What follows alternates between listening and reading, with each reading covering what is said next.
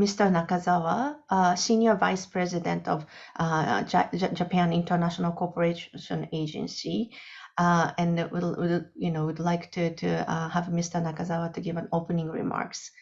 Nakazawa-san, please go ahead. Thank you, Maya-san. Good morning and good afternoon to everyone. It's really my great pleasure to be here today.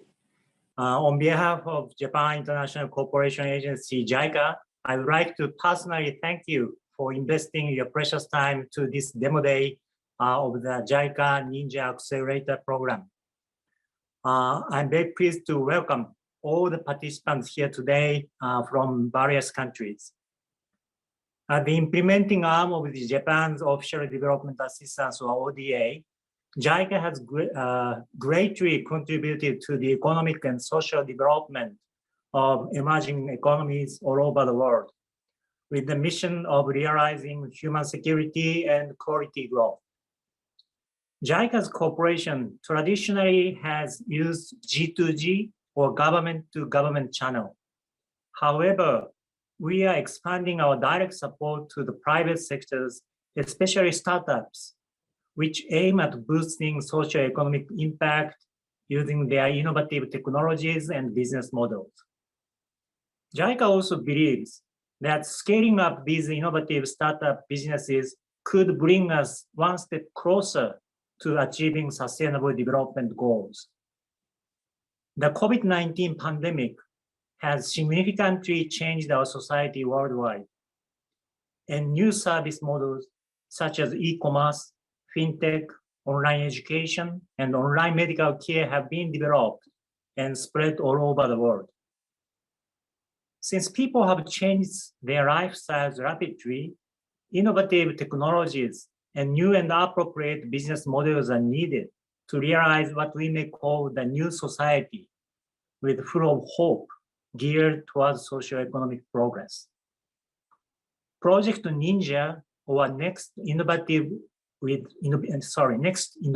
with Japan, is JICA's initiative to work on multifaceted support for those entrepreneurs who would like to take on the challenge of solving social issues in their respective developing countries. Under this initiative, JICA launched JICA Ninja Accelerator program in September 2021. This program supports startups from 5 different countries, namely Bangladesh, Indonesia, Malaysia, the Philippines, and Thailand, and provide a place for co-creation among local startups in their respective countries and its Japanese counterpart companies and investors. During the implementation of this program, 15 startups were selected from more than 200 applications. These select startups have been working diligently with a JICA-appointed McKinsey team for the past few months, trying to improve their business plan. Today, JICA is very proud to introduce these 15 startups and ask them to present their attractive, diverse business proposals. Now, it's my great honor to welcome every one of you to this demo day, and thank you all for your participation today. Please enjoy yourself. Thank you very much. Thank you very much, Nakazawa-san. So now we would like to show a short video highlighting all the work over the past few months. We want to solve the global waste crisis and accelerate the adoption of circular economy. We want to solve traditional fisheries wicked problem by providing market access to them. Our mission is to make counseling accessible, affordable, and confidential for everyone, particularly young professionals. We want to be a world-class company specializing in food technology with natural products. We want to be the biggest Agritech platform, empowering over 100 million smallholder farmers in rural Southeast Asia. Over the last 20 years, private sector capital has been playing a critical role in achieving social and economic impact. We at JICA believe that scaling innovative startups will create both social and economic impact efficiently. and bring us one step closer to achieving the United Nations Sustainable Development Goals.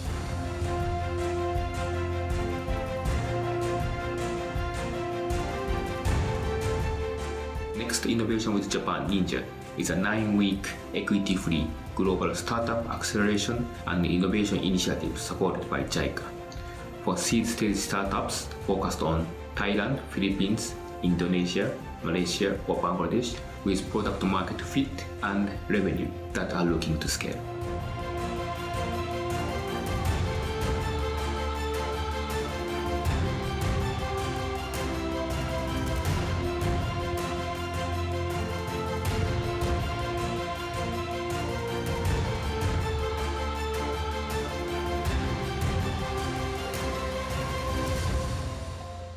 Of the 200 plus startups who applied, we selected 15 of the most promising startups in the region.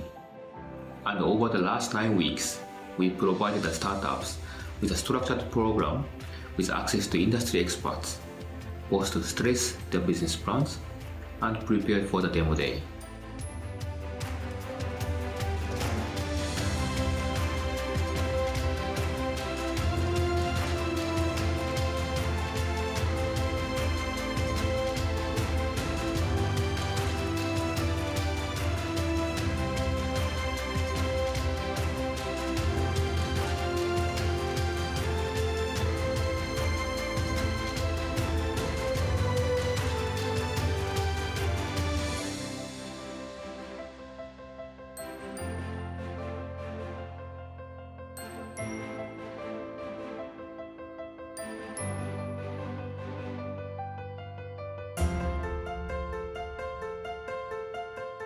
Exercises led the team to make important team and product questions that really drove forward our understanding of our own business.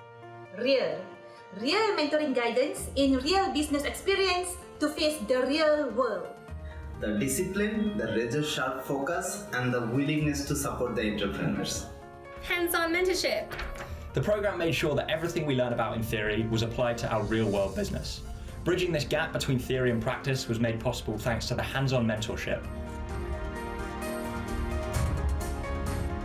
The people make all of the difference with their global knowledge, applying it to our context. No need to do everything yourself. When others are doing it, just ride on it. Partnership metrics was a great idea for us. The value of innovation through all aspects of the business. The program was really well structured and invited a lot of amazing speakers to participate. One-on-one mentoring session for me. In this session, we have able to discuss more deeply about our startup problem and gain. The participant coming from various region, business models and unique personality, but all of us is aiming the same goal. All the preparation during the last 9 weeks will culminate during the demo day, where the startups get to pitch their businesses to the top investors in the region. We are ready for demo day. We are ready for demo day. We are ready for demo day. We are ready for demo day. We are ready for demo day. We are ready for demo day. We are ready for demo day. We are ready for demo day!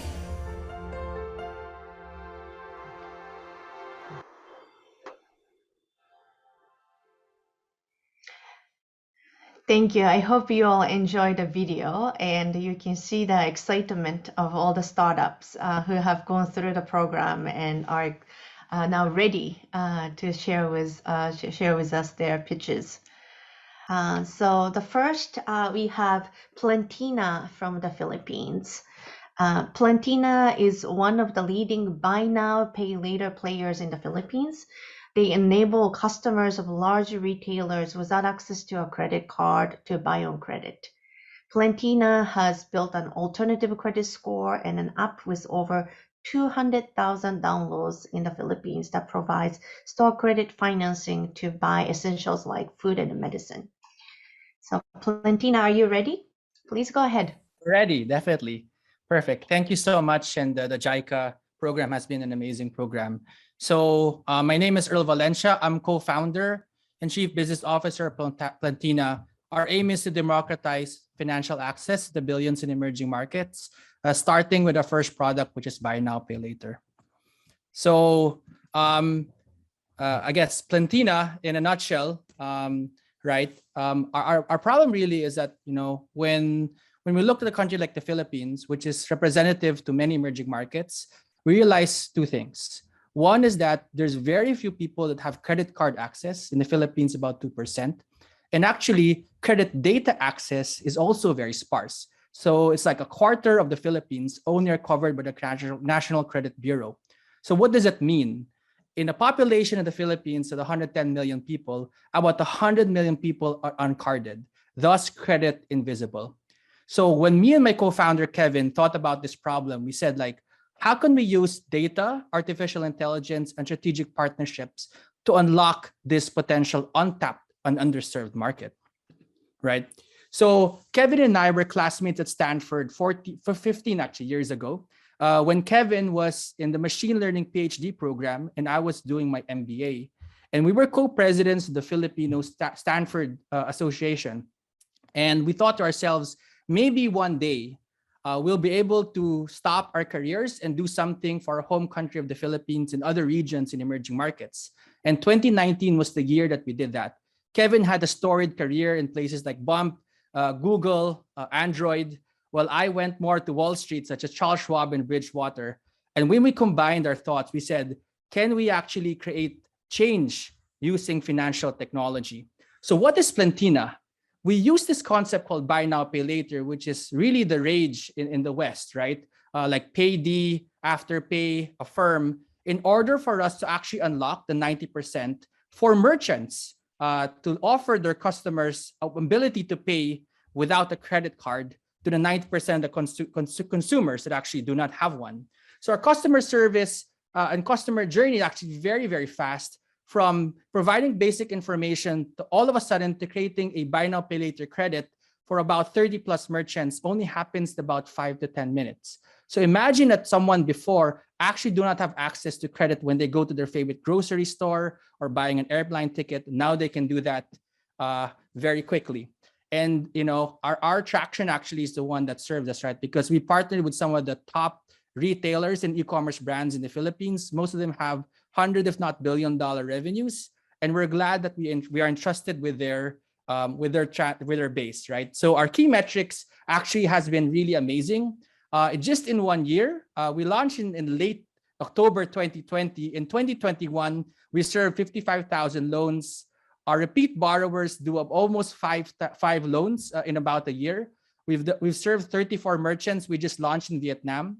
And we actually are loved by our customers with a 4.7 star rating, over 205,000 users that we acquired in just over a year. And we've received very good product market fit, about 29% month-on-month growth and increasing repeat borrowers. And our GMV, since we raised our seed round, actually grew 800 times, right? So this is something that we're super proud of, because we really feel that we're just not a fintech. We're actually building more financial access to the Philippines and thus other parts also of emerging Southeast Asia with our expansion. And why we think that we can make an impact, because we feel that most BNPLs look at the discretionary spending. But what we realize in emerging markets is that why not create BNPL or buy now, pay later for everyday needs, right? Groceries, e-commerce, bills payment. And this is where the white space where we differentiate ourselves from the rest of the competition. And our market really loves us, right? So our service fee from the merchant side, they give us a service fee, and then also our consumers actually give us a service fee. So our revenue model is very simple, right? Two parts of the chain give us a little bit of service fee in order for them to access credit. And we have a very ambitious product roadmap from our first app with 23 merchants now to our expansion to Vietnam to an iOS and web checkout. And we're going to release a virtual BNPL card in the middle of the year. And we attract some of the best folks in the Philippines and Vietnam. Now we have over 40 employees. And, we're actually raising a Series A. We didn't expect to raise a Series A this early, but our traction has been super, super good and super fast. So If you want to join us in our journey, please make sure you click on our link here, and looking forward to having this one-on-ones to everyone. Thank you so much. Thank you very much, all. So next up is Light of Hope from Bangladesh. Light of Hope makes highly researched and affordable educational books, ebooks, and learning toys to develop future skills for early grade children with a focus on Bangladesh, which is the world's sixth largest primary education system. Their products have a strong following among Bangladeshi parents due to quality of the books and lovable characters. So folks from Light of Hope, now it's your turn. Please go ahead.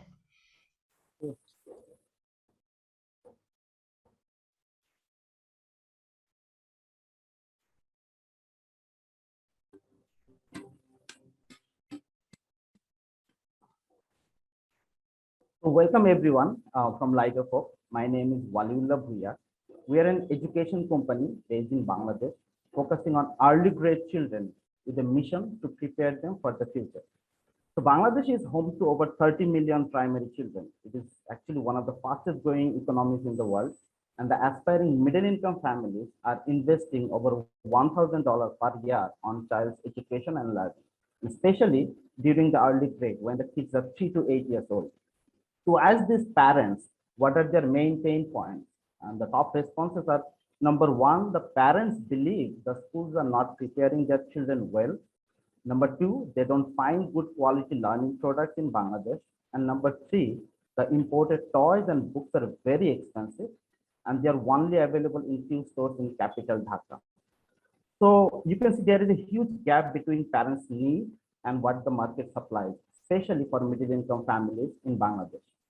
And this is where we saw the biggest market opportunity. For example, the toy market is actually growing 18% every year, and there is almost no recognized brand.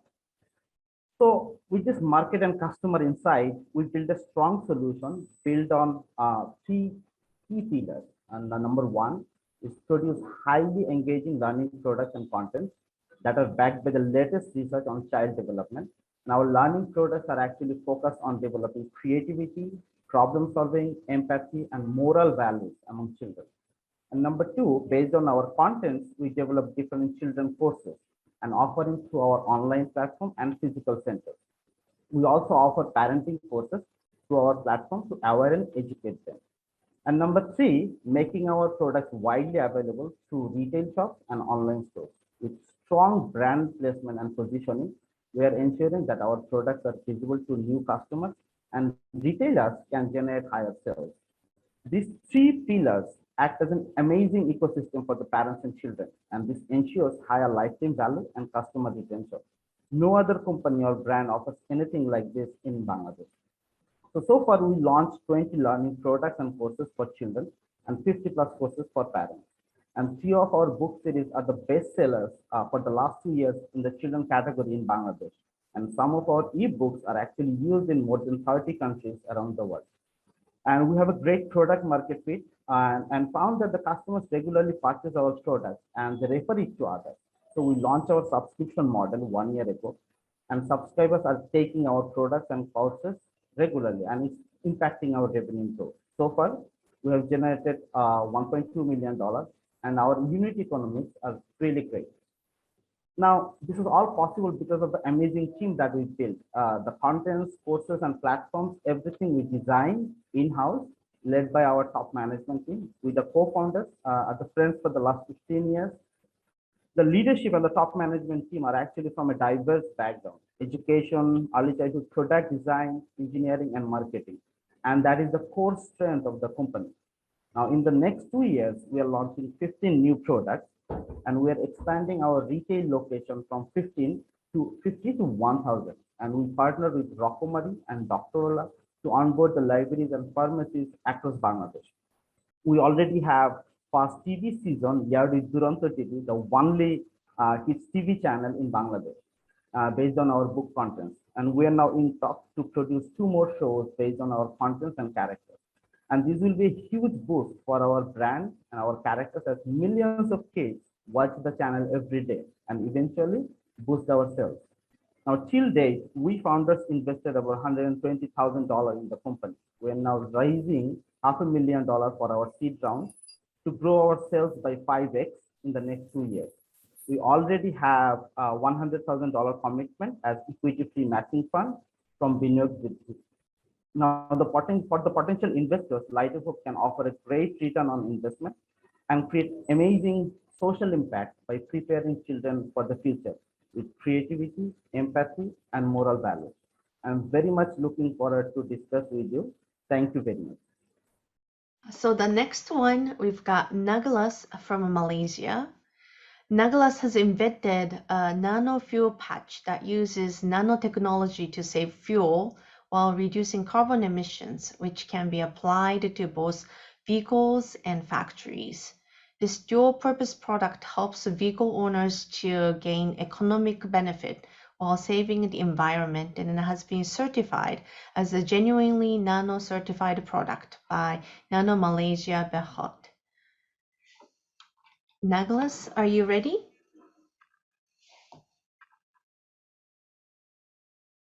Hi, yes, I'm ready. Please go ahead.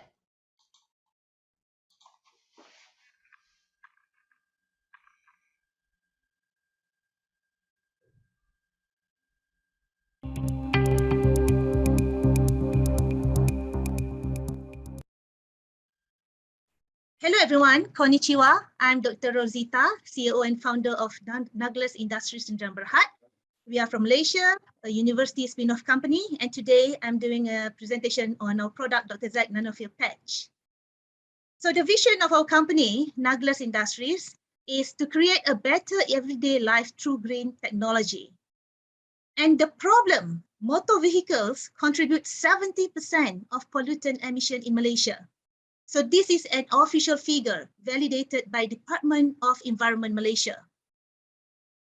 So the solution we have here, right now, I have my product here. So this is how it looks like. Seeing this problem, it motivates me to find ways how to solve this problem. So I started doing this research when I was at MIT, United States of America in 2017. Then further enhancement to improve the yield was done using all the knowledge I've learned at Meiji University, Japan. And finally, the whole innovation is executed here when I came back to University Technology Malaysia in Kuala Lumpur in 2019. So this is how it looks like, the product. So it's very easy. I just peel it off straight away. And assuming this hand is the fuel hose or the fuel tank that you want to patch this patch on top of it, just like this. All right. So you can see our product is patented nanotechnology here, and we are also genuinely nanotechnology product driven, certified by Nano Malaysia Berhad. And awards recognition followed by that, we have received multiple gold awards, best category award, and top foreign award, and also top innovator award for L'Oreal UNESCO for Women in Science in 2020 due to the innovation of the product.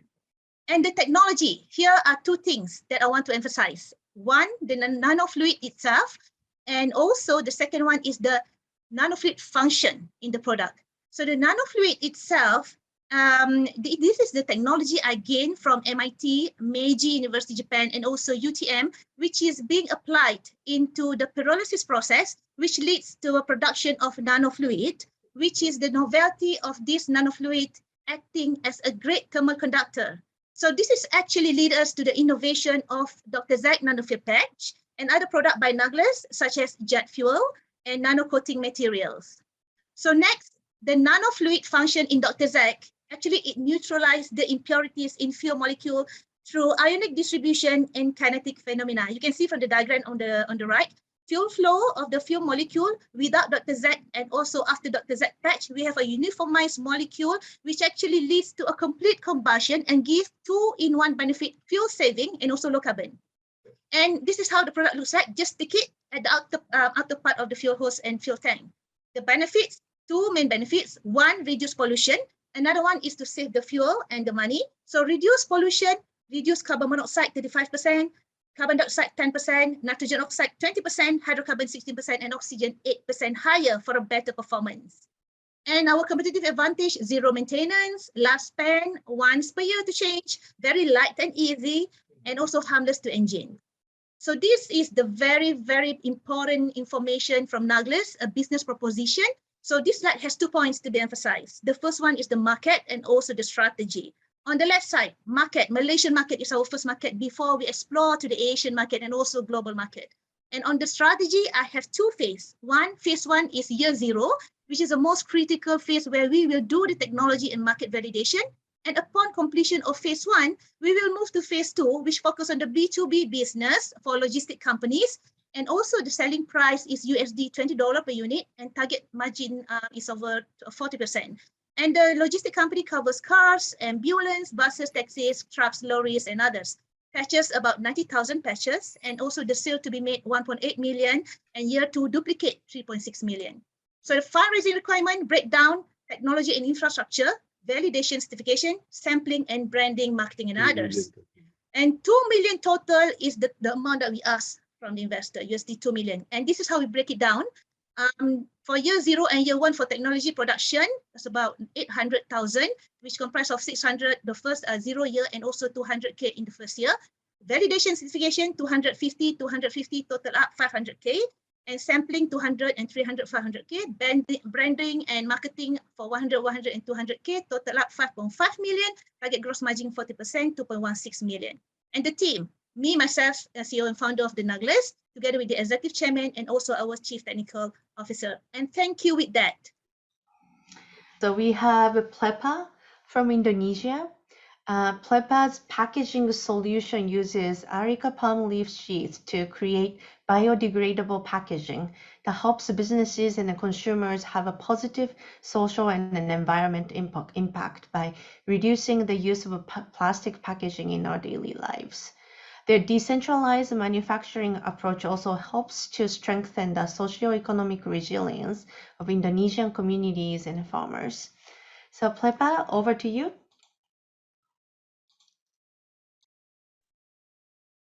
Thank you.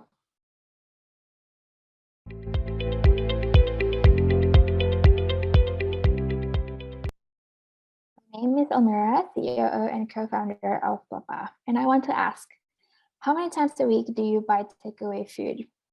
And what do you do with the packaging after you finish it? You throw it away, right? And do you pay attention to what packaging is made out of?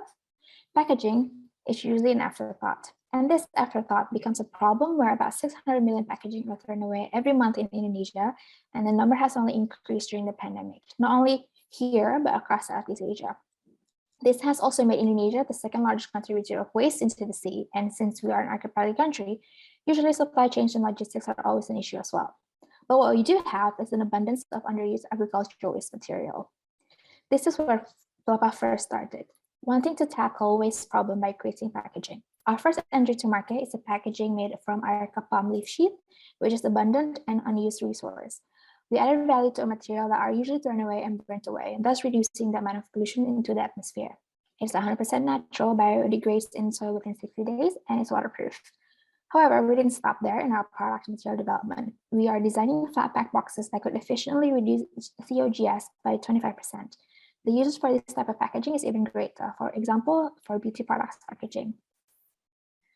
We created the product by also designing the machine. We call it micro-manufacturing technology, where the machine is appropriate to the community and area's capacity. It is highly efficient, compact, and easily maintained. It is also semi-automatic, movement can easily operate it. With only a small investment, the community are able to increase their income, and it also creates job opportunities in the area. We are designing an ecosystem, emphasis on the eco, because circular economy is regenerative by design, and we want to gradually decrease the consumption of finite resources and with well-designed products.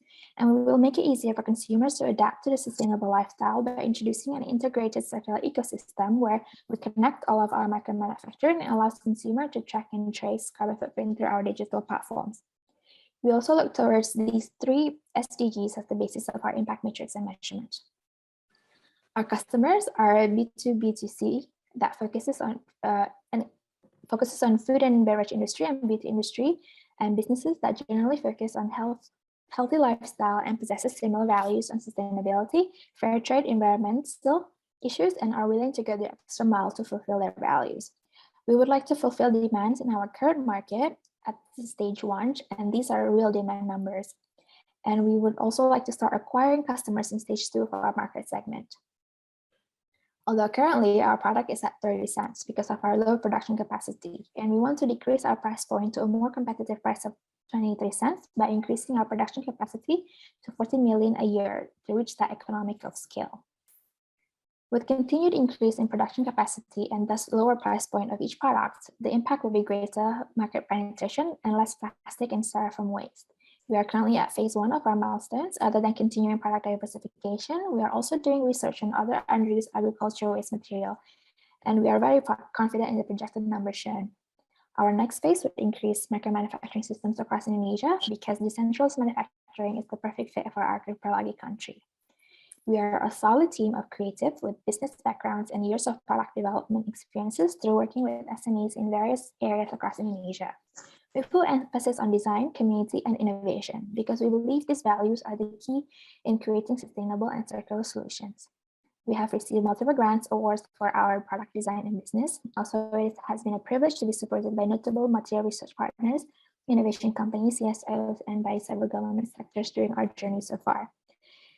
If you would like to know more about us, please have a positive impact for the environment and community, please contact us. Thank you so much. Next, we have Moner Bondhu from Bangladesh. Moner Bondhu addresses mental health problems by providing affordable, accessible, and confidential counseling to people from all age groups, particularly younger professionals in Bangladesh. Exclusive B2B partnerships with 2 giant social networks and a strong B2C business model have resulted in over 2 million users in Bangladesh and worldwide. So Moner Bondhu, over to you.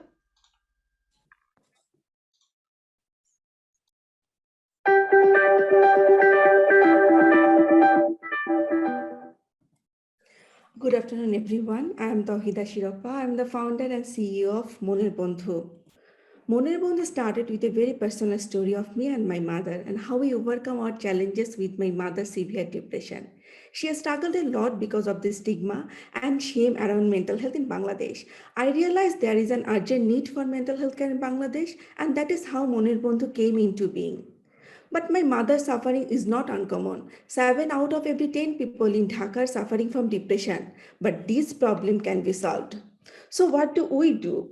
Moner Bondhu is trying to address this need by providing affordable, accessible, and confidential counseling services to everyone, particularly young professionals aged 25 to 40 years and middle income background. We are working towards SDGs 3. We have some unique value proposition that are enabling us to grow in the market and increase revenue. We are prompt in our response to customer. We take 1 hour to respond, whereas our nearest competitors would take 3 hours. Anyone can seek support for Moner Bondhu and book appointments with our payroll and on-demand counselor 24/7, which is unique and take us 1 step ahead from our competitors. Our counselors are well-trained and certified, which is why we are able to offer high-quality care to our customer. We strongly maintain global ethical code of conduct and follow UN Women Guidance Women Empowerment Principles. So where do we stand in the market competition? Based on our market research, if we look at the graph with price at the y-axis and user experience at the x-axis, Moner Bondhu stands in a very competitive position with affordable value and great user experience. Our user experience are recorded pretty high after receiving amazing feedback from our thousands of customers. Other competitors vary with the pricing and user experience, where price might be less by resulting with a lower score of user experience. Moner Bondhu generates revenue through B2B and B2C business models. Our service including counseling service, training, group session, and content development. 60% of our revenue comes from the B2B models. We have an exclusive B2B partnership with Facebook and Instagram as the mental health service provider company from Bangladesh. We also have a unique partnership with UNDP, which is exclusive and a key revenue driver. We are the only mental health organization in the country that is partnered with UN organization. Facebook promotes our services as a go-to solution for everyone who are looking for support for mental health issues from Bangladesh. When someone types depression or any emotional health related keyword, Facebook directs them for help and finds support services at Moner Bondhu. Facebook also declares in the news media that we are their partner and people can take support from us when they feel low. and it gives us a huge credibility and boosts our branding and promotion. Our total available market is large. It's 20 million people, which is 1/10 of the country's population. Our service obtainable market that we are targeting for is roughly 25% of that. And we have the capacity and credibility to win the whole market. Our customer acquisition cost is only $2.5 USD with a very minimal marketing cost, and we have a total number of 54,000 customers with 80% of them returning. Each of the customers gives us $102 yearly. Therefore, we have a very scalable model, which is because of our unique partnership with business companies and giant social media platforms. We are able to offer this unique value proposition because of our strong team. We have an experienced team with diverse expertise. On average, our counselors have over 5 years of experience. Other than the counselors, we also have strategy, research, communication, and IT expert.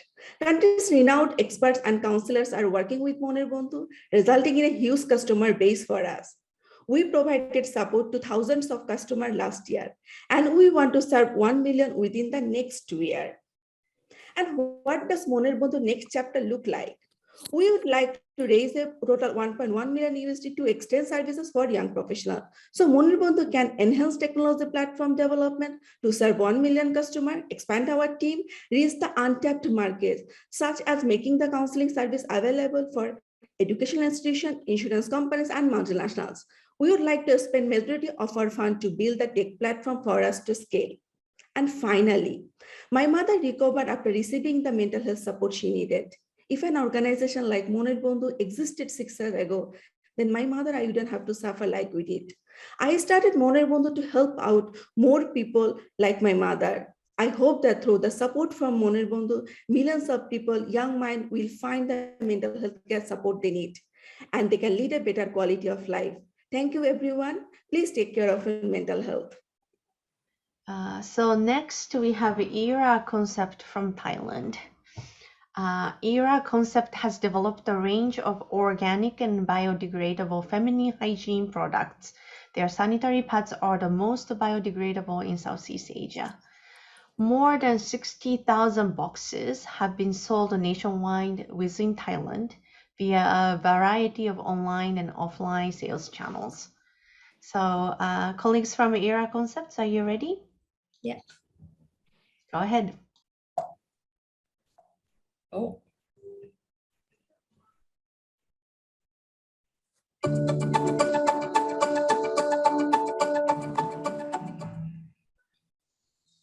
Oh God. Sorry.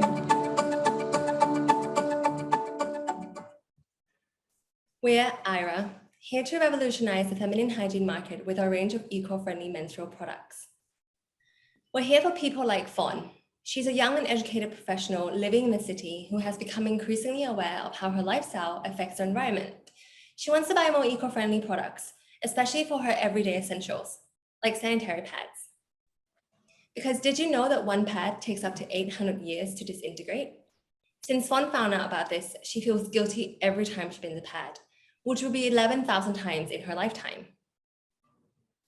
The ingredients of conventional pads are made entirely of synthetic fibers and chemicals, making each pad equivalent to 4 plastic bags. This is why many menstruators often experience rashes and irritation when using pads, and making their monthly experience even more uncomfortable. Current eco-friendly alternatives are menstrual cups, reusable cloths, and period pens, but these require tremendous behavioral changes and do not fit with the lifestyle of people like Fawn, especially in Asia, where there is misinformation and stigma. Fawn wants to manage her period in a way that's familiar and sustainable. Our sanitary pads and panty liners biodegrade over 1,000 times faster than existing products. They're made of all natural ingredients with no additives, making them compostable within just 6 months. This organic nature also means that our pads reduce the risk of infections, rashes, and allergies. They're used exactly like conventional pads, but better for our bodies and planet. Our packaging and branding reflects our mission to break this period stigma. It's unisex and inclusive of all genders. It's subtle, so no more hiding your pads. And it lists product information clearly and honestly, because everyone has the right to know what they put on their body. We're targeting the growing number of health and eco-conscious consumers, meaning that we're not up against the mass market focused big brands.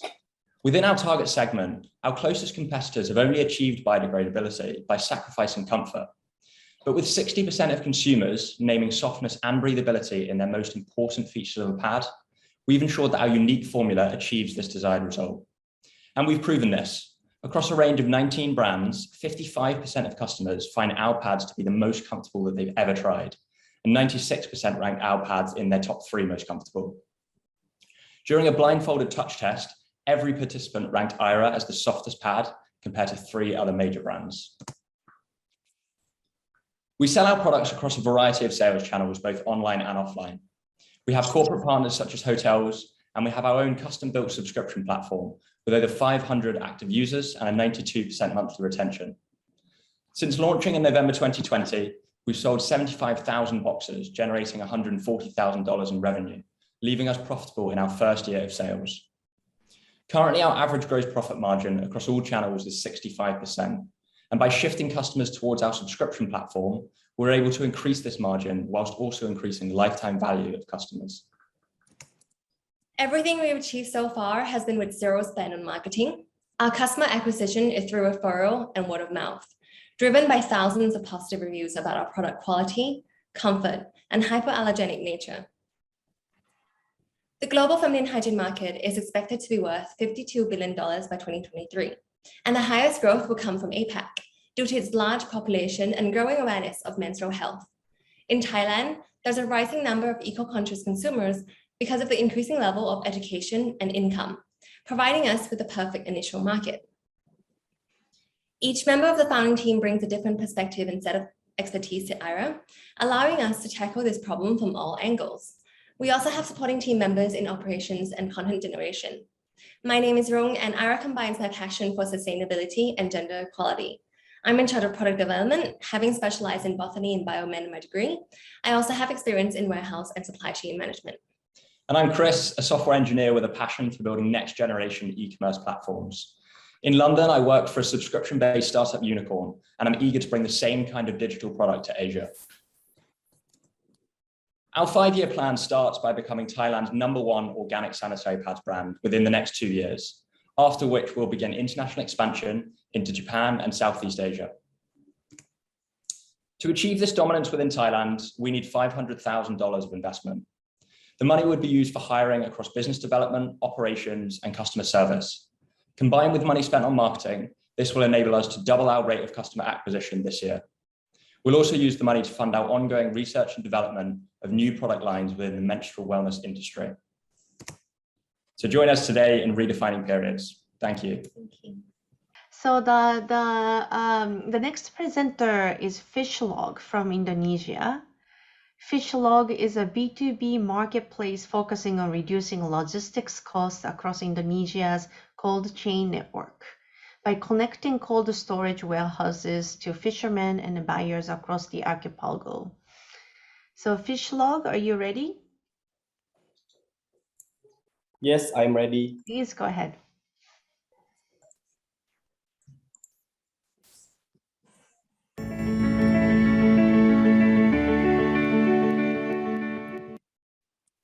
Hi everyone, here we are. I'm Bayu from FishLog. We are building B2B marketplace connecting nationwide fisheries cold chain networks through community engagement and technology. In the ecosystem level, the problem that we want to solve is seafood waste loss. We lost almost 40% during the supply chain. It's equivalent with more than 7 billion fisheries failure per year. It's caused by connectivity problem and the fragmented stakeholders, both for suppliers and buyers. In the business level, in the fisheries ecosystem, doing seasonal business is hard, both for the supply side, which is fishermen and aggregator, and the demand side, which is a cold storage and retailers. They are facing a lot of obstacles: the stock availability, volatile price, payment issue, quality concern, and high volume trading.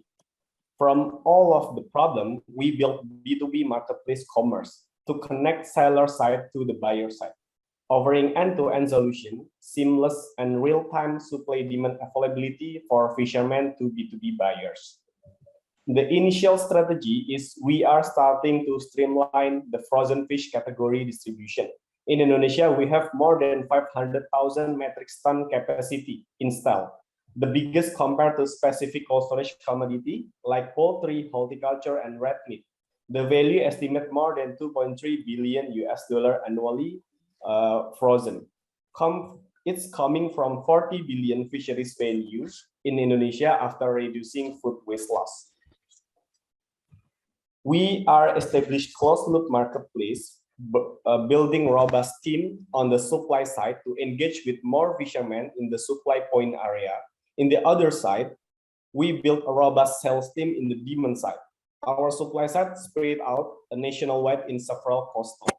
We built FishLog Quality Center to engage with existing cold storage players and to prepare with more than 30 point of the supply across the region. From the demand side, we use B2B2C model, enable local cold storage distributor network as well as our partners to reach small business and retailers. We capture more than 2 million revenue last year by 10 to 20 growth per month. We distribute more than 1 million kilo fish with more than 200 SKU. We starting from the most liquid inventory fish category in the industry. Our growth vision for the next 3 years is to strengthen our B2B marketplace platform. Then we want to establish financial support for the ecosystem. We are planning to expand our market globally, focus on the seafood and adding different category commodity like poultry and meat and other protein source for the local market. We are emulate the global benchmark with proven business model like Fresh to Home, Captain Fresh, G-Fresh, and others. Most of them starting from seafood and expanding to different category, but all of them is hyper localized, building strong networks in their region. When we see Indonesian landscape, we are trying to bring B2B marketplace model for the ecosystem, filling the gap that doesn't exist yet.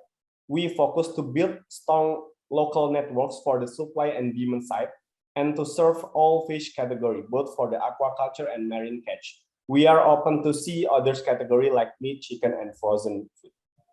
Our team consists from the industry insider. We are 6 years experience in the industry. Me, myself, experienced at the seafood safety consulting before, and other my team, Reza and Halim, is coming from the fish business, and our CFO, Rizky, are coming from the largest fintech aquaculture in Indonesia. We are still first-time founders, but we are strong and spirit co-founders with strong angel investor network that support us. We are backed by notable regional VC at this moment and several strategic investors. For the investment plan, we are prepared for Series A round with 10 million target deal at the end of the years. But in order to achieve that, we need 3 million bridging loan next month to use for working capital allocation, tech development, and operation strategy. Thank you for your attention. Our spirit is to deliver quality at scale.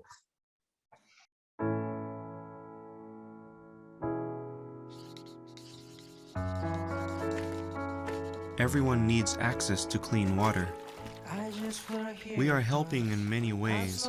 In regions where there are problems with water, we are helping with water supply facilities and systems that local people can use to operate and maintain water supply services. This has resulted in water supply services for around 71 million people. We work so that women nurturing new life in their wombs, and infants and the mothers who protect them, can live each day with untroubled health and peace of mind. We introduced maternal and child health handbooks through development assistance in Indonesia. And we have continued our support in ways tailored to the special needs of each country. Today, an estimated 8 million handbooks are being issued annually in the 30 countries where we provide support.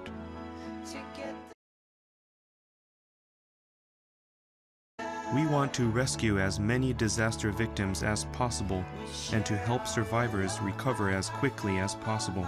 With our past record and our experience, we continue to provide international emergency disaster relief and humanitarian support in areas hit by large-scale disasters, such as earthquakes and typhoons.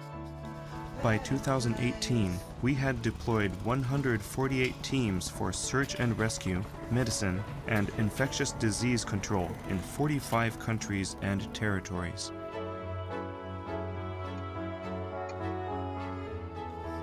We continue to provide support focused on women's empowerment to assist women who suffer from inequality and poverty, and to ensure that women can know the joy of learning and working with respect for each area's societies and customs. In 2017, we partnered with countries worldwide to launch 175 projects. We share our Joining everyone across borders, let's color the world with hope.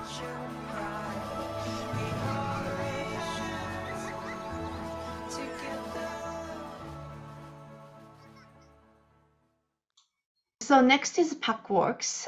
Packworks provides a mobile ERP app to the millions of mostly female-led Filipino micro-entrepreneurs who are marginalized, underserved, and underbanked, so that they can take control of their business and define their own success.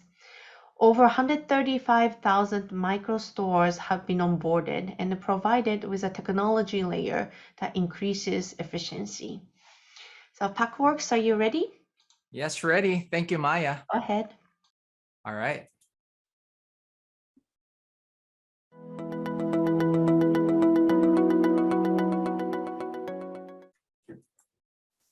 Hi, good afternoon, everyone. My name is Bing Tan. We are Packworks. We are a business super app for the micro corner store. It's so super that we passed through $150 million in GMV last year alone. Listen to how we grew 135,000 stores in 24 months. Hi, as I've said, my name is Bing. I spent the last 20 years in tech. My co-founders and I are motorcycle riding buddies. And in every ride, we'd stop and rest at these micro stores. Being curious, riding startup geeks, we'd chat over a cup of instant noodles and 3-in-1 coffee with the owners to find out how we could empower these stores. This was how Packworks was born. Simon's store is one of the micro stores we serve. These micro stores are at the heart of every village in all emerging markets. They sell everything you need for your home. Not only that, they are both the hub and the pub, and they're probably best friends with your mom. What started out as a weekend motorcycle ride and genuine desire to improve the lives of these people has turned into a billion-dollar opportunity with massive multinationals knocking on our door. The Philippines is our beachhead market with about 110 million people. The annual CPG industry in the Philippines is $50 billion, and $18 billion pass through the hands of the 1.1 million stores in our country. So what is the problem? We'll share with you an example. This is Beth. Beth's problem is the same as the other micro sari stores. It's all about efficiency. Everything is still manual. Solving the problem of efficiency for Beth means more time for her family and more sales and more access to resources. But there's more. As we were trying to solve Beth's problem, with our platform, we also learned that somebody else needed to level up their growth. The big CPG companies that sell their goods through Beth and the 1.1 million stores like hers, they don't have data who is selling and who is buying $18 billion of their products. And one point to note, in the Philippines, 75% of our 135,000 stores are run by women, and 95% of them are unbanked. Let me tell you about the Packworks platform. We created a mobile app that was made just for these micro entrepreneurs. The app connects to a POS and ordering system that we sold into the more successful stores, which we call mega stores, in partnership with the CPGs. Now we're helping them increase their transactions through efficiency. While that is happening, we are providing incredible transaction data to the big brands so they can better learn how to serve their customers and, of course, sell more. The Packworks platform initially targeted value for the megastore with a full business suite just made for them. This then allowed them to serve their community of microstores efficiently, and in turn provided never before seen data for the big brands. And in the past 24 months, the moms that we are helping are seeing an increase in productivity, and they can now provide more time for their family. Again, in the last 24 months, we went from 0 to 135,000 stores today. And we've processed an annualized GMV of $150 million and are equally distributed in the entire Philippine archipelago. Our data is very representative of the national GDP. One more thing. Last month, we got hit with a huge typhoon during Christmas, hurling through the central part of the country. We are working with ADB, Asian Development Bank, and the local government unit to use some of our stores for a resilience business program where stores can stock up on required goods before times of disaster so that they can distribute goods exactly when it is needed. This drives us to succeed even more. And this is only possible with a network of 135,000 stores equally across the country. So what is our goal? We're on a way to growing our platform and network to 220,000 stores in the next 12 months. And we want to process close to $400 million worth of transactions.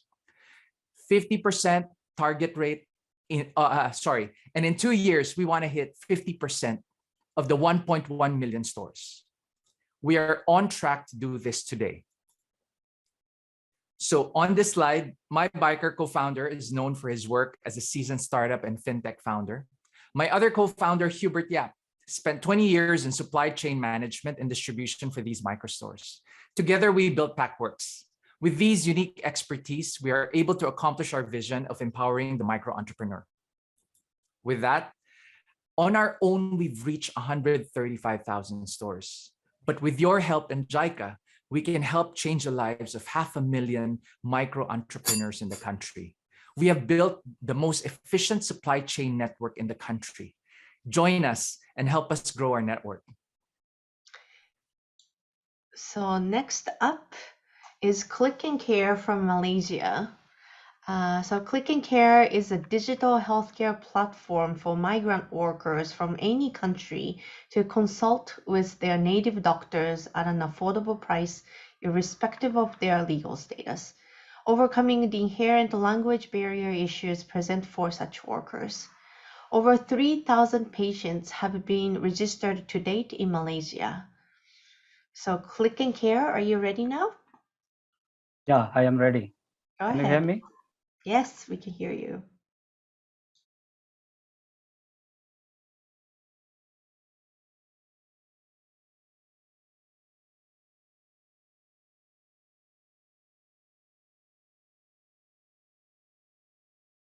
It was sometime in August 2020 when migrant worker Abdul Alim bought a ticket to go back to Bangladesh when he was having difficulty solving his health issues. Suddenly, he came across ClicknCare on Facebook. He contacted us and paid 30 ringgit to see an ENT specialist. He could speak in Bangla with the doctor. His problem was resolved. He stayed back and still he can send money back home. Ladies and gentlemen, welcome to ClicknCare, an online platform for migrants' healthcare. There are 7 million migrant workers in Malaysia, but they have access difficulties to healthcare due to language, cost, undocumentation, and time and travel. So we have taken their pain into consideration and developed an application where they can connect to their native doctors anytime, anywhere at an affordable price. And this can be accessed without any documentations or any other status. We are supporting 7 sustainable development goals directly or indirectly, including the global good health and well-being. We are addressing about 1.3 billion market in Southeast Asia and Middle East. Currently, we are targeting only Malaysia, where we have $280 million US. And we want to achieve 35% market share within 3 to 5 years, having $100 million US value. Our customer journey is very simple. Our whole product journey is supported by native speakers. So they can call our helpline to register and log in and choose the doctor depending on their health issues. They can get their prescription on the mobile, and we send the medication to their doorstep through our partner pharmacies. The business model is very simple. We have two prepaid products, general physician at $2.5 and specialist consultation at $9. We have 30% margin after giving 50% to doctors and 20% to agents. On top of, we have commissions from our partners, 5 to 10%, clinics, pharmacies, and labs.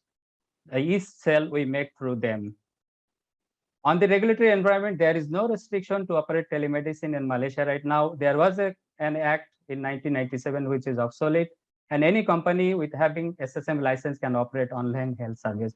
We also have 10 Malaysian Medical Council registered doctors, and we have pharmacy and clinic partners to support us medicine delivery. On the competition landscape, there are a lot of players in the market, but none of them are focusing on migrants, language, or native doctors. Our main competitor, Polyclinic, still yet to have native doctor focus.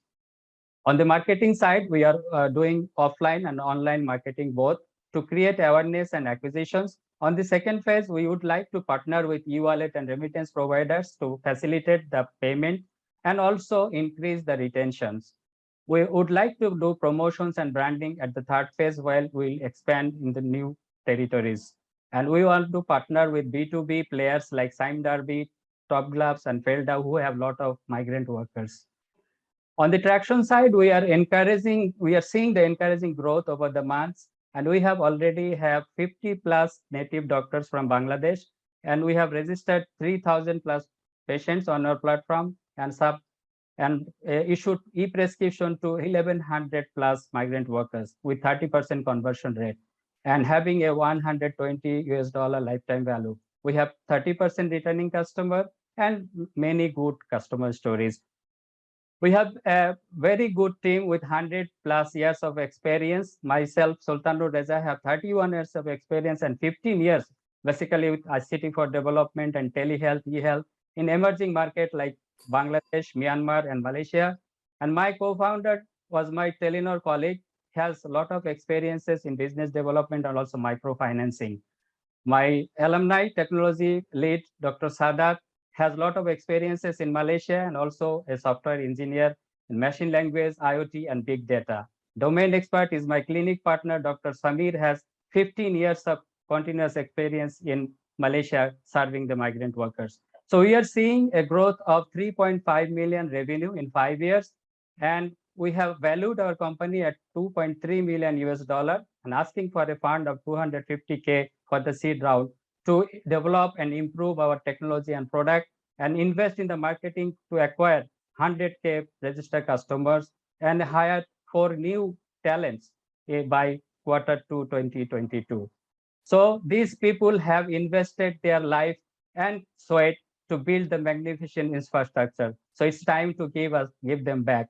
Let's join hands together and to make a difference. Thank you. So next up is Eden Agritech from Thailand. Eden Agritech has invented a market-leading breakthrough solution that prolongs the shelf life of fresh fruits and vegetables by up to 5 times, reducing waste and the rejection rate for fresh produce, while allowing suppliers to expand market coverage. Their solution is already being utilized by some of the largest chain stores in Thailand. So Eden Agritech, are you ready? Please go ahead. Okay.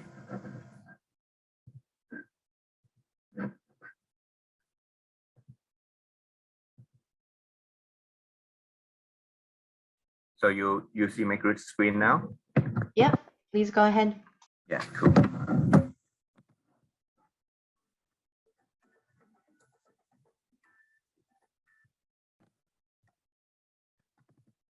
Good afternoon, everyone. I'm Job Narapat, CEO and co-founder of Eden Agritech, a food tech startup company. And today I'm going to present you our breakthrough technology that can help the food distributor and exporter to prolong the fruit and vegetable shelf life by our chemical-free edible coating solution with patented protection. Along the past few years, we are successfully to increase 12.6x number of buying customers, about 60x value of quoted fresh produce and 12 countries that our applied fresh produce be exported to. And more than 80 organizations who are the leading retailer, hypermarket, and exporter already validate and apply our solution on their supply chain line. And the problem we try to solve is food loss that occur along the food supply chain. And they have to lose their fruit and vegetable up to 50% in every transaction they trade, or its value them allow 1.2 billion US dollar per year.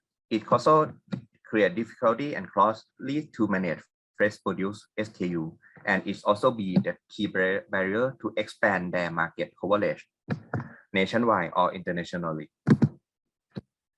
We propose the solution to solve this big problem by our patented chemical-free edible coating solution with Thai FDA approved by just simply spraying or dipping on the surface of fresh produce or fresh cut.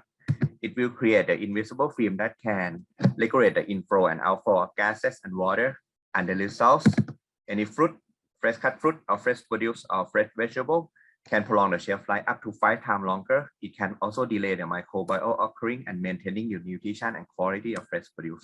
And you can see from the time lapse that on the left side is the normal condition, and on the right side is the fresh produce or fresh cut produce with our technology protection. So when compared to the main competitor as today market, we are not only superior in terms of the capability, but we are also more easy to use and more safety with Thai FDA certification, and all of the ingredients are the natural ingredient. And when compared to our global competitor like APU Science, we are on the same base technology, but what may make us superior than them is that we can apply to both fresh produce and fresh cut, so that we can apply to more than 30 types of fresh produce and fresh cut, and we also more applicable Asia market fit, as we can apply from upstream to downstream. We can applicable to any size from in-store to medium and large size packing house. So as today we have 4 strategic segments as export fresh fruit and vegetable as the exporter to anywhere in the world, domestic fresh cut fruit and vegetable for the supermarket, dry fruit and vegetable, and cassava industry. And the value that we give back to the customer is up to 12.9x in return when compared to the cost that they have to invest in us. So for the business model, we then earn the revenue from B2B direct sales to strategic partner network as the key retailer hypermarket, as they can enforce their supplier to use our solution, and key influencer as government agency or ministry that they can refer our solution to their exporter, food factory, and fresh produce seller. For next step, we want to expand our business coverage by set up the authorized distributor model, and we already started the discussion with the leading Japanese conglomerate who already have the strong footprint of business in our targeted countries. And we also on the way to uplift our solution capability to the next level by invent a new application journey and expand use case such as the automated machine for the large size corporate user to ensure that if the day we enter to the other market like US or EU, we can do that. We also want to expand our use case to concentrate SKU for international expansion and new use case type of food of shelf life extension. So to summarize, this year we want to fully capture domestic B2B market as hypermarket and supermarket. Next year we will expand to Southeast Asia and Asia in the later year, and in 2025 we hope we can enter US and EU market. And to achieve this goal, we want to raise $2 million US. That's 50% will be used to scale up our commercial team to cover 6 countries representative. 30% will be used to scale up our production and operation. And 20% will be used for R&D and innovation center. And I cannot achieve this goal myself only, but I have to have a strong team with a good combination of business expertise and science expertise with the great belief and great mission to get the right to access quality food equally to everyone in this world. And that is Eden Agritech. Thank you. Hello everyone, I am Achianila, founder of Women in Digital. Problem in Bangladesh. women are significantly underutilized in the digital economy. Many women don't have financial independence. Our value proposition is we educate women in Bangladesh and other developing countries in technology and give them jobs. Tech education that leads to a multi-site platform. Our business model is very simple. We are divided into two segments. One is technical schools and another one is outsourcing software development company. So we teach women and we give them the professional training, and after that they are working in our software company, and also we are connected them with the international market and different companies. Bangladesh market size is 2.6 million, and we divided two age group. One is 18 to 22 and another is 22 to 30. Why 18 to 22? In 18 to 22, we discover these girls, they want to learn and they want to discover their career path, and they are coming to us. And another group, they want to earn, and at the same time, those who are working, they want to increase their salary, and they want to learn technical knowledge through us. Our competitive advantage is we are women only, and we are pioneer in the Bangladesh market, and we are giving very practical technical knowledge, and we are teaching them the career oriented things. And another important thing is why parents send their girls to us, because they feel secure and safe in our institute. Take education development plan. We have established in 2013 with physical schools, and we offer 24 courses, and we teach more than 12,000 students through our physical schools.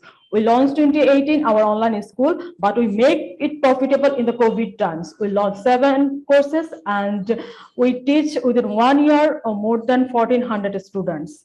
And now we are focusing on our interactive courses, and now we want to scale up with nationwide and international market too. Track record and projections. From the day one, we make a bit profit, and it's day by day it's growing. And if you see our business model, the tech schools, the software development, so every segment they are generating the profit from the day one. And now we think if we get the good investment, we can go faster and make an example in this world.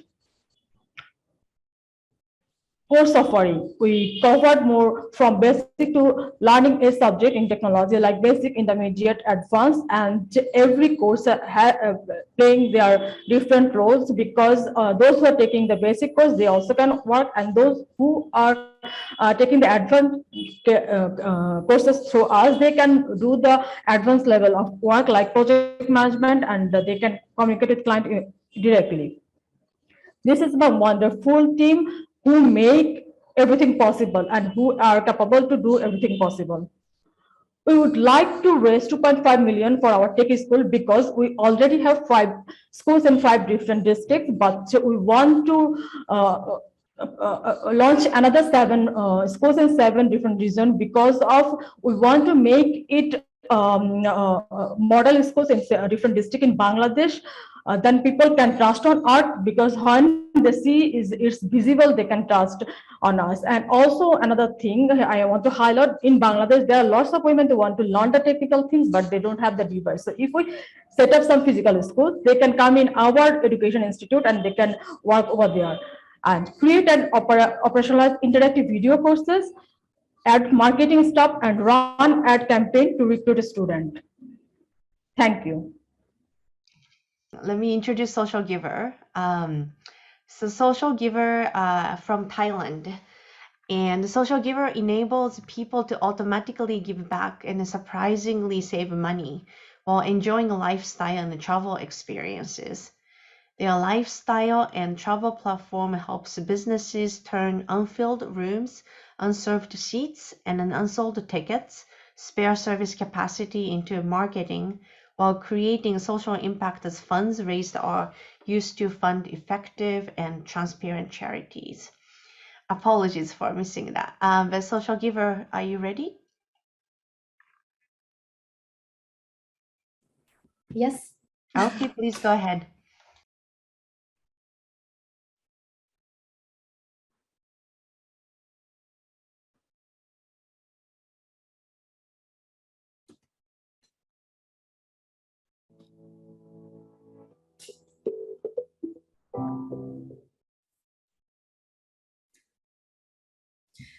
Expedia is one of the biggest companies in the world with a 12% profit margin. Now imagine a booking platform with 30% margin and on track to change 3 million lives for the better by 2023. Hi, my name is Elisa and I'm the co-founder and CEO of Socialgiver. I'm so glad that you're all here today. I know it's been a while since some of you have gone on a business trip. Think back to walking down the halls of a hotel, all the way to your room. Have you ever wondered about the rooms you've passed? How many of them are empty, wasted, unused? This is called spare capacity, and it adds up to 39 billion US dollars just in Thailand alone. Hotels, restaurants, and activities. This number has grown even more so since the start of the pandemic. Now it's closer to $60 billion. Unused, wasted, spare capacity. Socialgiver changes this. Over 500 leading brands have already joined us and listed to give us their spare capacity. Brands like Marriott, Hilton, Tim Hortons, collectively worth nearly $50 billion in annual spare capacity out of their global GMV. Why? We convert unused services into opportunities. There's cost reductions like tax incentives, and then there's marketing. Brands love us. Brands love us because customers love us, and customers love us because we're doing something really special. Now let's take a look at Socialgiver. Customers shop for great deals, and what you spend funds social projects. Let me repeat that again. What you spend on Socialgiver funds the social project you care about most. So for customers, Socialgiver is simple. Imagine your next holiday. A night at a hotel that you book can put a child through school for a whole year. A spa treatment can save an endangered species. And brands make this possible because the experiences are given for free out of spare capacity. So for brands, Socialgiver is simple. Well, think of how many times someone posted about a travel site. You see, our customers are sharing social good, what they care about most, and thus are 10 to 15 times more likely to post about their booking experiences. We are a game changer for how brands can market themselves. You see, our model allows us to take 30% off from every transaction, which, as you know, it's double the industry standards. The number of transactions and active users have increased steadily alongside our revenue and donations. We've grown 5 times since the pandemic. But here is where it gets really interesting. We started off with only 30 brands, and today we have over 500. So far, we have intentionally remained as a local initiative, only in Thailand. This means we have only captured a small percentage of our brand's global spare capacity. We have been really lucky to have received great support. Well, I myself am honored as an Obama Fellow. My co-founder Arch advised the United Nations. My team can work anywhere, and we all chose Socialgiver. But here is what matters. I started off as a community leader wanting to create social impact in local provincial towns. And everyone loved us. Over the years, everyone kept asking, when will Socialgiver be available in Singapore, Japan, Sweden, the UK, the US? I believe the opportunity is now to expand internationally and scale with our existing brand partners to new markets. You know, as business people, what's the biggest dream that we have? For my team, we want to change how all companies fundamentally work. Every transaction on Socialgiver changes lives, and we know this because we have already reached out to help more than 400,000 lives to date. Now we're raising a $4 million seed round to build a product team for international expansion. First, across Asia with 2,000 brands. We're on track to hit 10 million in revenue and change more than 3 million lives by the end of 2023. We can do really well and a whole lot of good at the very same time. Thank you everyone and JICA for having me. Next one, and now it's time for Sampangan from Indonesia. So again, Sampangan has invented a magic box and patented carbonization process that is able to convert unsorted waste into useful byproducts such as fertilizer and biogas. Their business model allows multiple revenue generation sources, including waste processing services and product sales from the output of the waste processing. So now let's hear from Sampangan.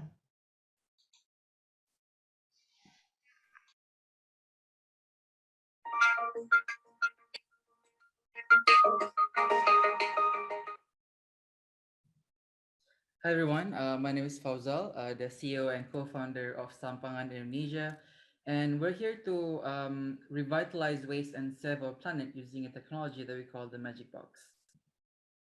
So the world is currently suffocating under a mountain of waste, in which we generated over 2 billion tons of waste every single year. And what's crazy?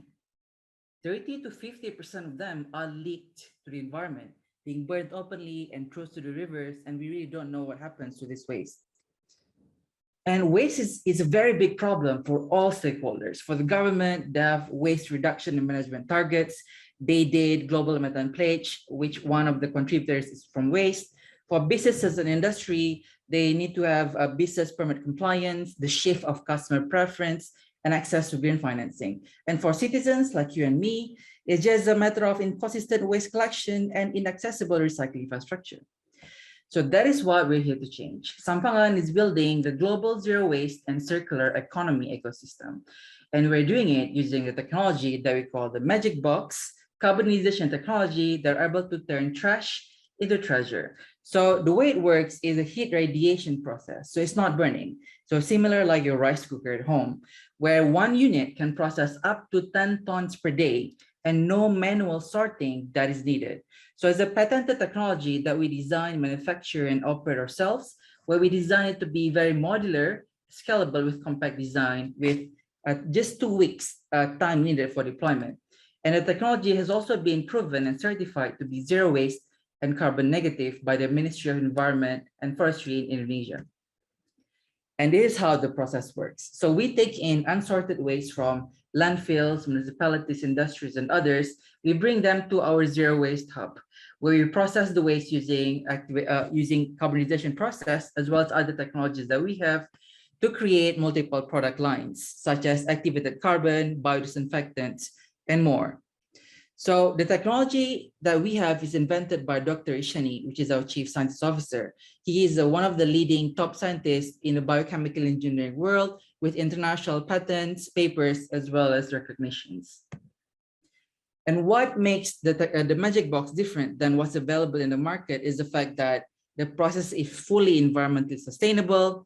We have multiple revenue streams and can process all types of waste, can address waste from small to big volume and efficient in terms of energy and space. And all of these different products can be used in multiple downstream industries, such as agriculture, energy, retail, poultry, and more. The value proposition is very simple. It's a better product and is more economical in terms of pricing. Our business model is 3 things. The first one is product sales, waste processing service fee, and sustainable certificate in the context of carbon credit and plastic credit. And we calculate our unit economics based on the site that we have in the context of the investment required for 20 tons of per day operation. The IRR is around 35% with 2.8 years payback period. So we are raising $1 million in equity for the very first time. And we're also raising 2 million project financing. And the purpose of this is to scale the team and for us to scale the operations. We're aiming to scale moving forward technology franchise model. So right now we will be proving that the technology franchise model works in order for us to deploy in multiple parts of the world. We have notable angel investors that's already on board, and we hope that you can be joining us in our journey. We have given multiple awards internationally from Geneva, Ethiopia, Asia Pacific, and Southeast Asia, with technology gold medal from Japan, Malaysia, UK, British, and Korea. We have grown exponentially the past few years, bootstrapping, and we hope to grow even more in the next coming years. The base drivers are exponential growth as conglomerates adopt the product that we have, and operation scalability through technology franchise model and economic of scale. The team, I came from banking and fintech background, working in Zendit, one of the unicorn in Southeast Asia. Dr. Shani, the renowned scientist, Hannah as our product officer, and Aldi. So we also have multiple advisors coming from multiple line of industries such as government, technology, and consulting. We have operations in 7 provinces in Indonesia, where the first international pilot in Brazil happening this quarter. And these are the partners that have been supporting us in our journey, and the list of clients prospects that we have the government and businesses side. Yes, we hope that we can work together with you. Zero waste is not the future. Zero waste is happening now. And together we can actually make it happen. Thank you so much. So the next one is Demi Loved from Malaysia. Demi Loved provides traditional fishers with assistance solutions as an entry point to acquire their buy-ins by improving their current working conditions and fish handling. One of their key products is the net hauler, Pamukano, which allows fishers to increase productivity and an income with reduced labor intensity. So Demi Loved, are you ready? Yes. Please go ahead. Okay.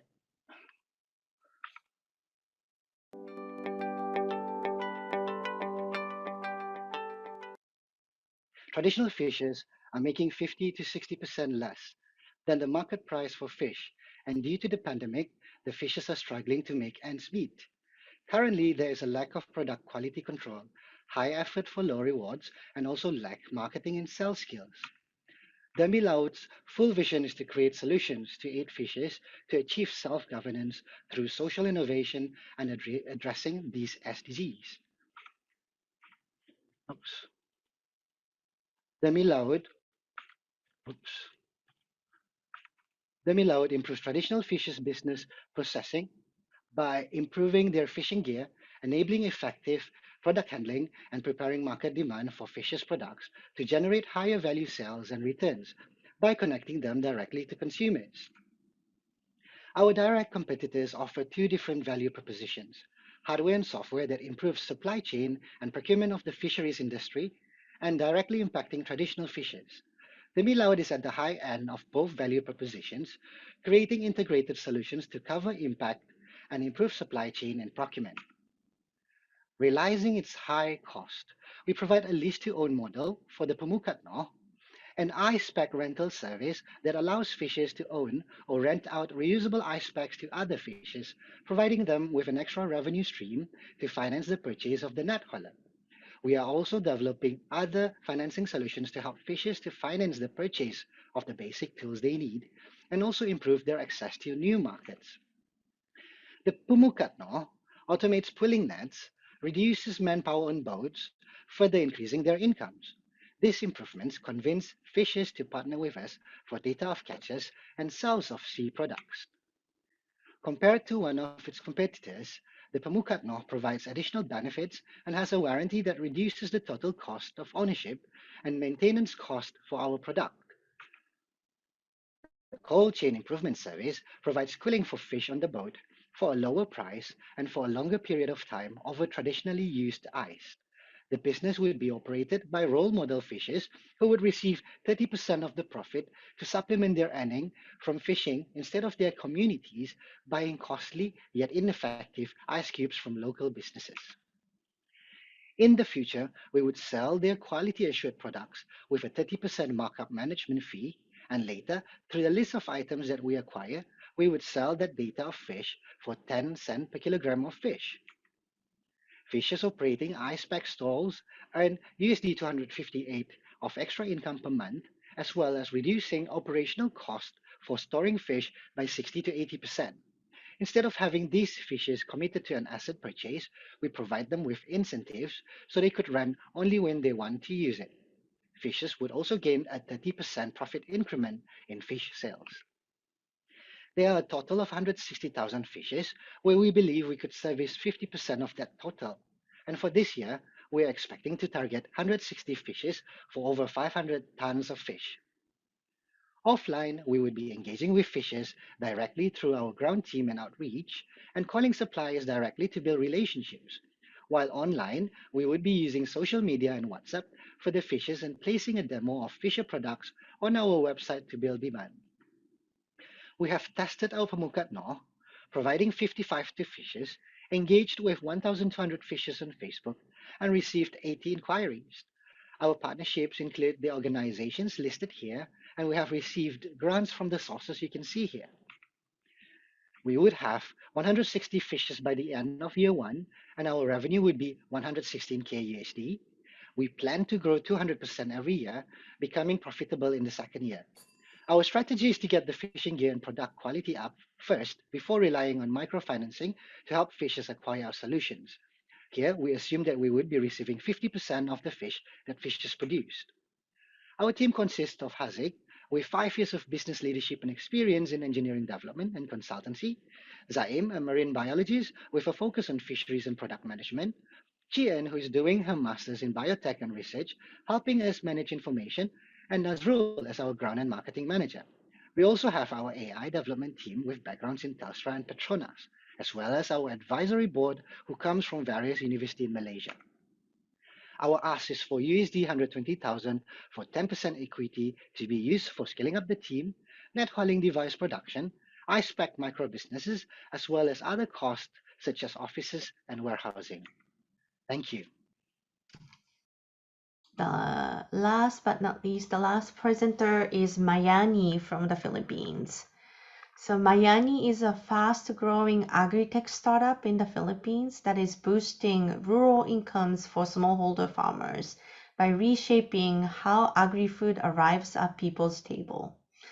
Mayani is backed by the likes of the Asian Development Bank, Silicon Valley venture capitalist, AgFunder, and Plug and Play. Mayani, are you ready? Yeah, sure, Maya. Go ahead.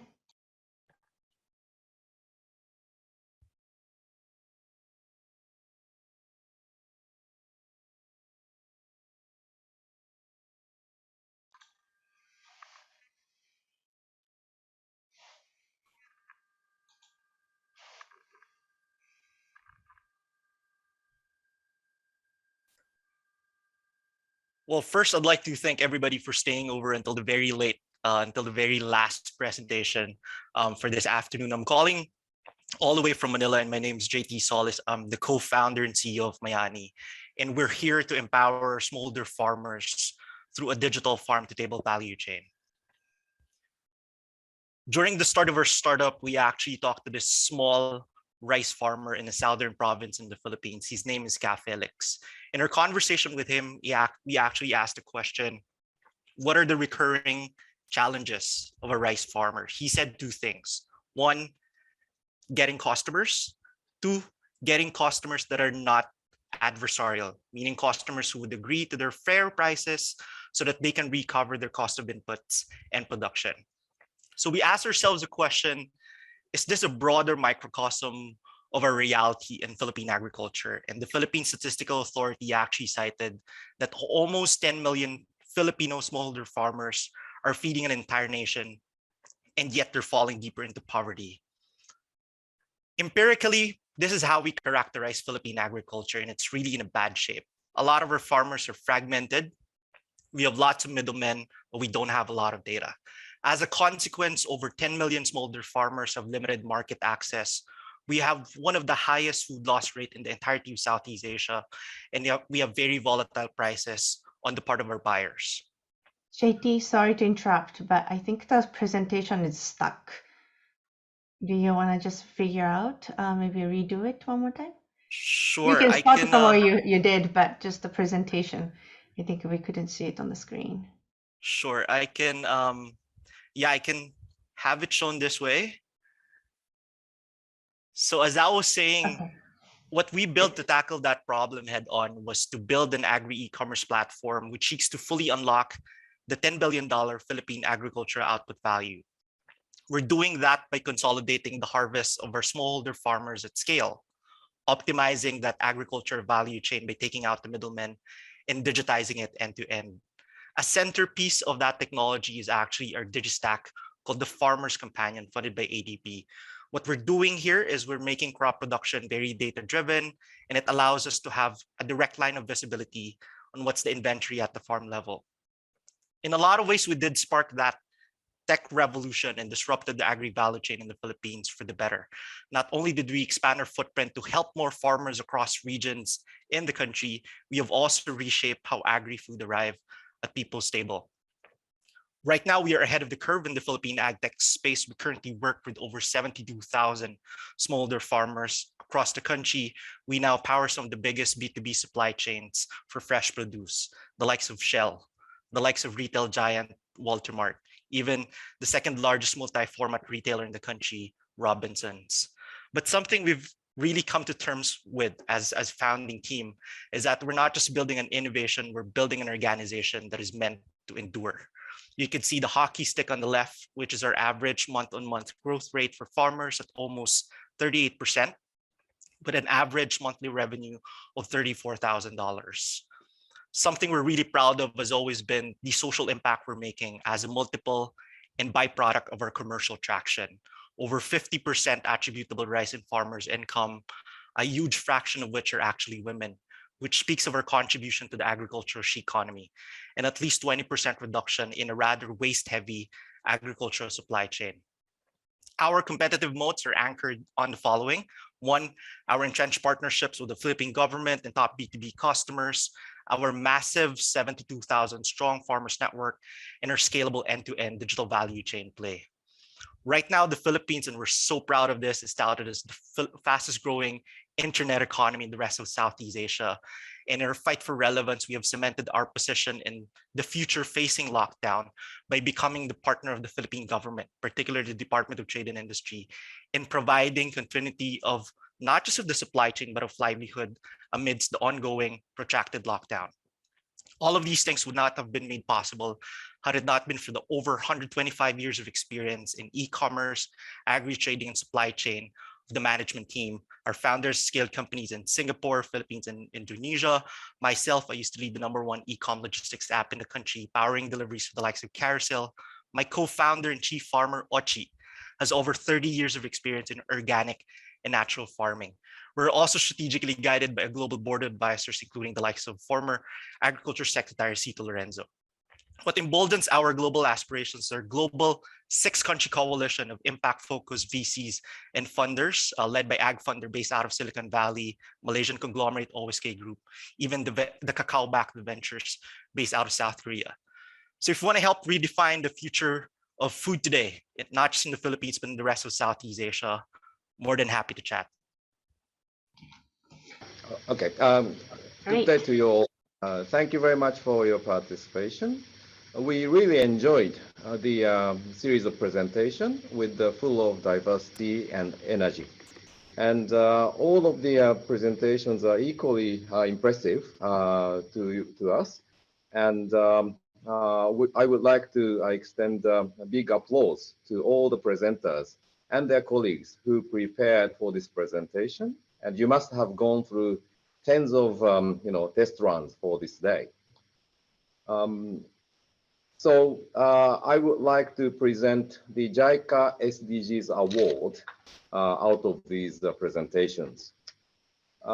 Actually, it was a kind of a neck and neck competition, and we had a very much heated discussion among our colleagues. So it was very difficult to select one out of 15 candidates. But let me announce the SDGs Award. That's ClicknCare from Malaysia. Congratulations. The reason we selected this ClicknCare is it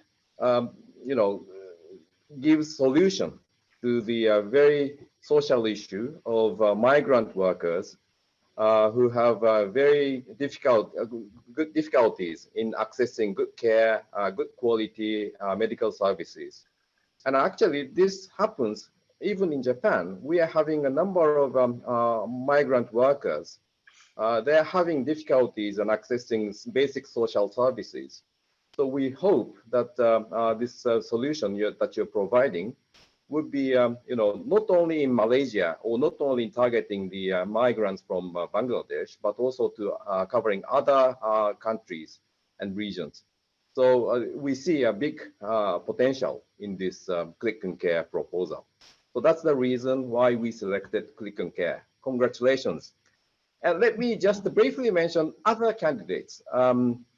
We had the discussions on, say, ERA. I hope pronouncing it correctly.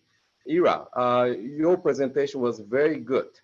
And well, it's a kind of a solution, like one stone for two or multiple birds technology, solving the issues of environment as well as the women's issues, femtech presentation. So we see a big potential in this proposal as well.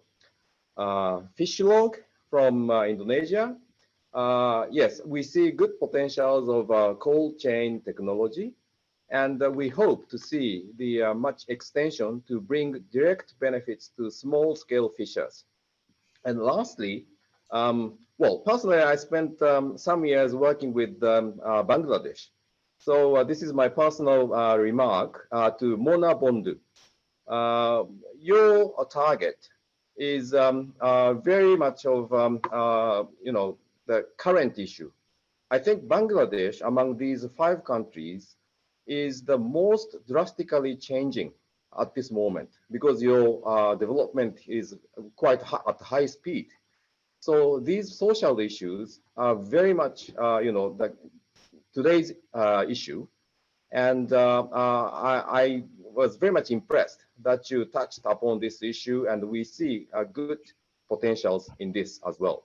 So this is my announcement, and congratulations again to ClicknCare for JICA SDGs Award. Great.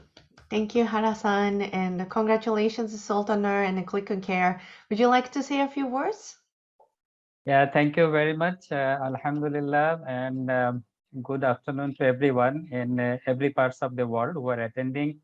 This has been fantastic journey, and in fact, we learned a lot through this program, and we hope we can meet the expectations of the participants and also the organizers going forward, and ensure health for all, basically for everyone in the who are underserved and unserved, not only the migrant workers but everyone. What we call in Malaysia is B40 group, or any of the people who are at the base of the pyramid. So let's work together and make it a success. Thank you very much, JICA and McKinsey, to organize this program. Thank you very much. We'll be in touch. Great job. Thank you.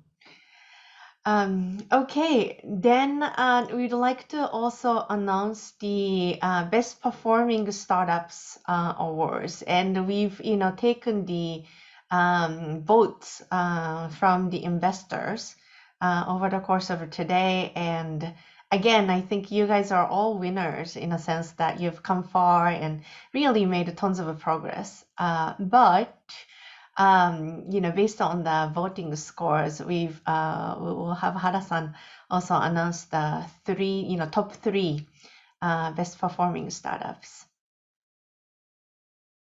Yes. So Hara-san, I think you're on mute, but if you don't mind, could you start with the third place?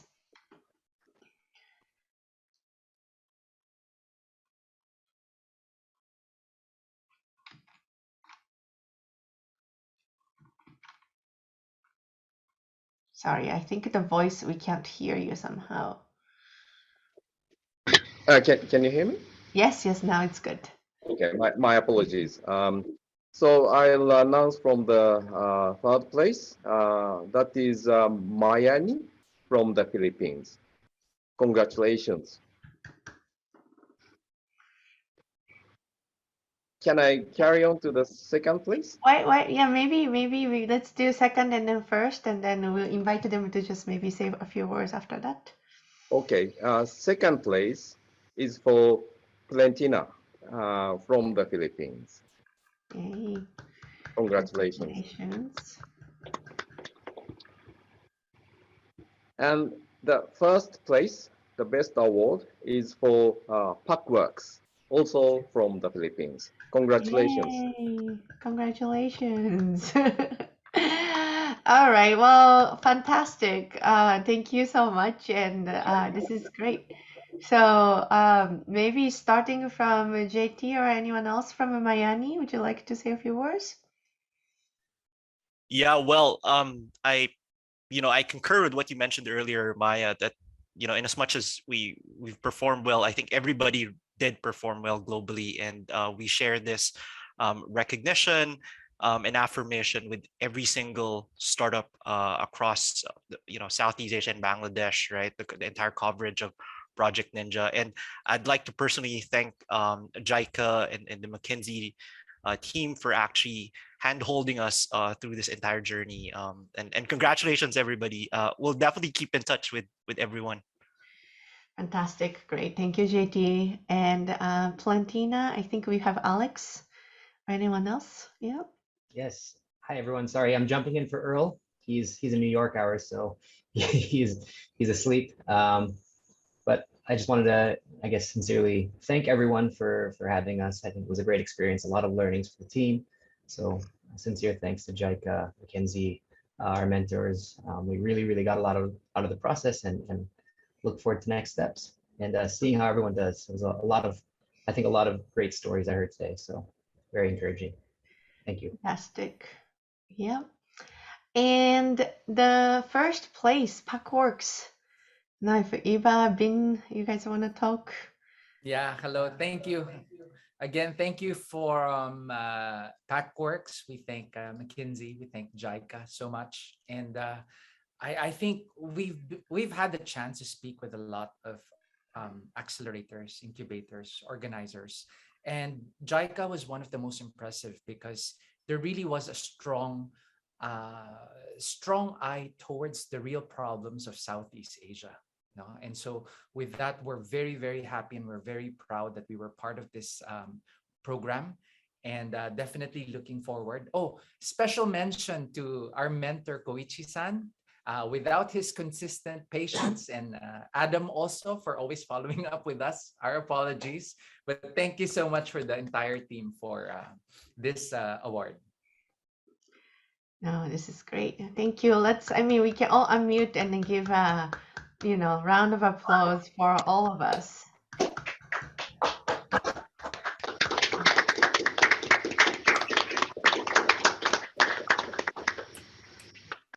Okay, Hara-san, maybe a few closing remarks from you, or? Okay, thank you very much, Maya-san, and all the participants again. I would like to thank you again for your participation here today at the demo day. We are now closing. But before that, in particular, I would like to show my sincere appreciation and respect to all the 15 startups, or I think even more candidate startups before 15 startups are selected. So all the participants, thank you very much for your diligence and hard work together with your respective mentors and McKinsey team for the past few months, trying to improve your business models and preparing for the pitch today. A big applause again to all the participants and mentors. Despite the drastic changes in social system caused by the COVID-19, these promising startups presented a very attractive and yet diverse potential business models for the collaboration ideas among us. I do hope that this event will trigger a dialogue between startups and company investors, thus creating new core value through collaboration, eventually leading to the contribute to the SDGs. So, well, we will wrap up this session, but this is just the beginning. JICA from here would like to continue to provide a place for co-creation among startups in developing countries and link them to possible Japanese partners and investors. Today, we have more than, I think, 50 Japanese potential investors in this session under this JICA Ninja initiative. Let me also emphasize that we would like to continue to change ourselves as an organization to come to further create innovation with the full of hope through this initiative. Finally, our original plan is to have all of you here in Tokyo for this final demo day. That was our original plan almost, I don't know, 6 months ago or so. Very much unfortunately, we were forced to have this on online session. But though our program will be finishing today for this round, but please feel free anytime to come to us whenever the situation allows for you to come to Tokyo. And we are very much happy to connect you with the rest of our JICA team or Japanese companies or Japanese potential investors, etc. So let us continue our collaboration from today. Again, thank you very much for your participation and congratulations to all the startup teams. Thank you.